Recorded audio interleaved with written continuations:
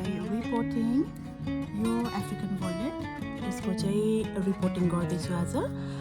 अनि त्यसपछि प्रुनिङ यो अफ्रिकन भोइलेट चाहिँ वाइट कलरको वाइट एन्ड भायोलेट मिक्स चाहिँ अलरेडी फुलेर पनि यो प्रुन गर्ने बेला भएको छ एक दुईवटा पातहरू। अनि अर्को यो भायोलेट कलरको चाहिँ स्टिल ब्लुमिङ। म अलिकति लेट भएँ यो अफ्रिकन भोइलेटको भिडियो बनाउनुको लागि। युकेमा चाहिँ अहिले एकदमै ब्युटिफुल वेदर छ आज, त्यही भएर म चाहिँ आज यो भिडियो चाहिँ बाहिर मेरो गार्डनमै बनाउँदैछु। सो साथीहरू, यो अफ्रिकन भोइलेट चाहिँ फर्स्टमा रिपोर्टिङ गर्ने। यसको एक्चुअली आइएम लेट, अस्ति नै गर्नुपर्ने हो किनभने यसको चाहिँ यसरी जरा पलाइसकेको छ। यो चाहिँ अस्ति नै गर्नुपर्ने हो यसको रिपोर्टिङ, किनभने जरा पलाएर पनि पातहरू पलाइसकेको छ। सो यसको चाहिँ रिपोर्टिङ गरौँ है त आज फर्स्टमा। सो मैले चाहिँ अलरेडी यो गमला लिएको छु। अनि यहाँ चाहिँ मसँग चाहिँ कम्पोस्ट, अर्ग्यानिक कम्पोस्ट छ, यो युज गर्नुपर्छ। नर्मली यो रिपोर्टिङको लागि चाहिँ ठिकै नै हुन्छ। म रिपोर्टिङको लागि यही युज गर्छु।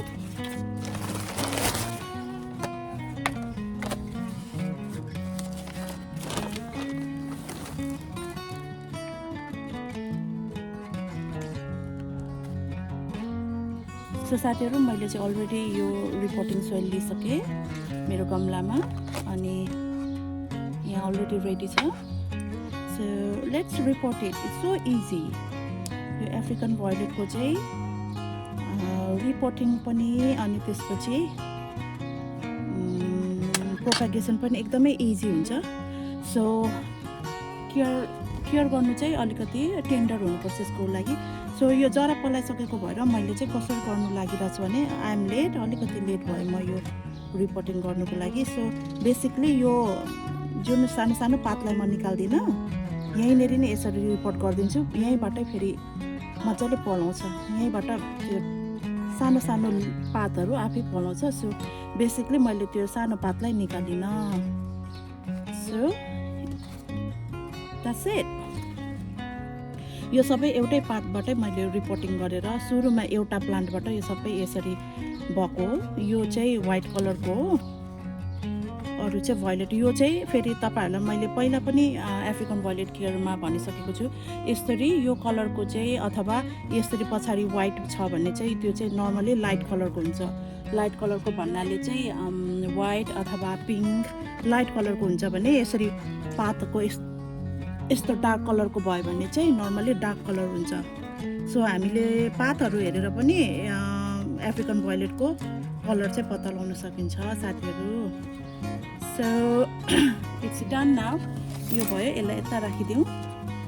अनि यो फुल्दैछ, यो फुलेकोहरूलाई म चलाउँदिनँ अहिले। यो अर्को यो वाइट कलरको अनि यो क्रिम कलरको यो चाहिँ फुलिसक्यो। यो फुलिसकेर पनि झरिसक्यो एकचोटिको लागि चाहिँ। म अलिकति लेट भएँ यो भिडियो अपलोड गर्नु। म यो अफ्रिकन भोइलेटको भिडियो बनाउँछु भन्दै लेट भएँ। सो अलिकति म प्रुन गरिहाल्छु यो फुलेको फुलहरू अनि यो ड्राई लिप्सहरूलाई चाहिँ अलिकति प्रुन गर्ने। अनि यो फेरि फुल्छ। यो अब फुल्ने सिजन सुरु भइसकेपछि चाहिँ अफ्रिकन भोइलेट चाहिँ कन्टिन्यू फुलिबस्छ। सो यसरी यसको यहाँभित्र भएको फुलिसकेको अथवा ड्राई लिप्सहरूलाई चाहिँ यसरी निकालिदिने, ताकि अब नयाँ पातहरू नयाँ फुलहरू फुल्नुको लागि चाहिँ यो भयो होइन।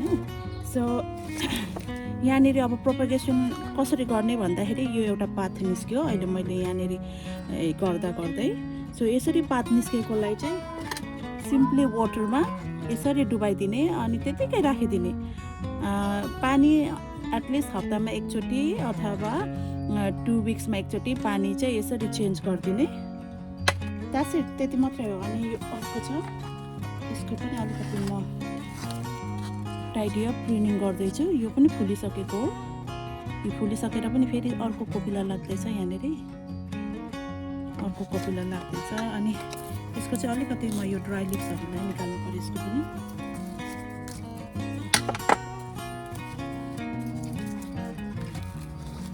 सुकेको पातहरू अनि फुलिसकेको ड्राई फुलहरूलाई चाहिँ अब निकालिदिएर गेटिङ रेडी, अर्को फुल फुलाउनुको लागि फेरि रेडी।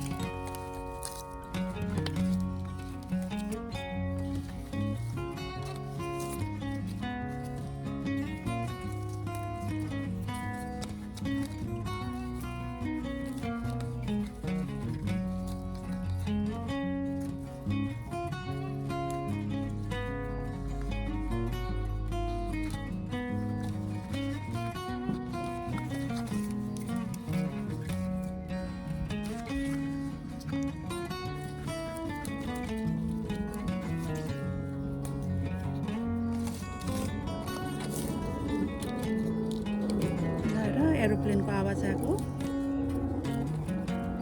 कहाँ जाँदै होला है त्यो एयरप्लेन? लन्डन हिथ्रोतिर जाँदै होला, नेपाल जाँदै होला। सो साथीहरू, यी मैले अलमोस्ट सबै ट्रिम गरिसकेँ है, ट्रिम गरिसकेँ। राम्रो राम्रो पातहरू मात्रै राखेको छु मैले।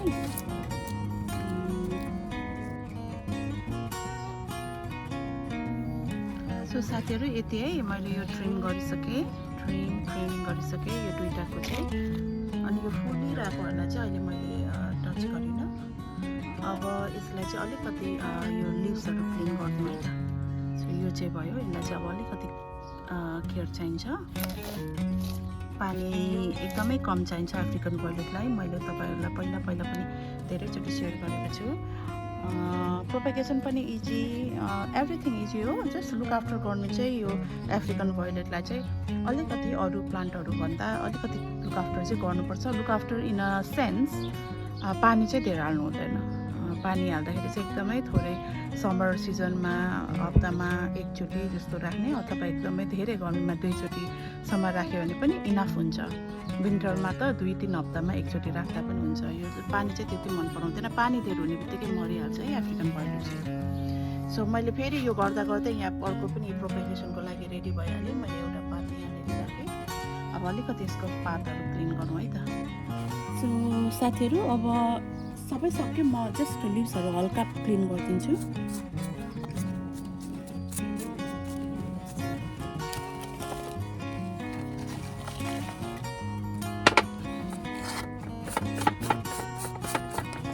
फुल फुलिरहेछ, डिस्टर्ब नगरी यसो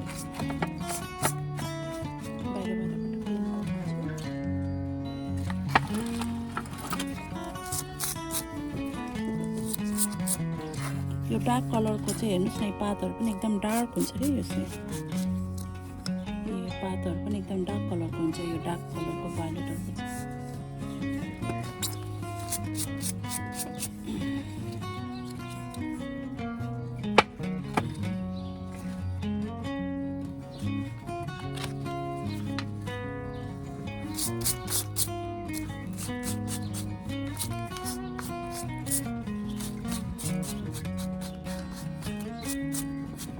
सो हस् त साथीहरू, आजको मेरो भिडियो यहीँ सकिन्छ। आजको मेरो अफ्रिकन भोइलेटको भिडियो, रिपोर्टिङ, अनि त्यसपछि ट्रिमिङ, प्रुनिङ, अनि त्यसपछि यो पातहरू कसरी सफा गर्ने अरूको विषयमा आजको मेरो यो अफ्रिकन भोइलेटको भिडियो यहीँ एन्ड गर्छु। पछि फेरि यो वाइट कलरको, अनि त्यसपछि अरू पिङ्क कलरकोहरू फुलिसकेपछि म तपाईँहरूसँग फेरि सेयर गर्छु है त। यो मेरो यो पनि, अनि त्यसपछि यहाँ अहिले रिपोर्ट गरेको यो फुल्छ भोलि पर्सि, अनि त्यसपछि म तपाईँहरूलाई फेरि सेयर गर्छु है त। हस् त साथीहरू, आजको मेरो अफ्रिकन भोइलेटको भिडियो म यहीँ एन्ड गर्छु। म तपाईँहरूसँग फेरि नेक्स्ट विक यस्तै प्लान्ट रिलेटेड भिडियोहरू लिएर आउनेछु। Until then, bye, take care.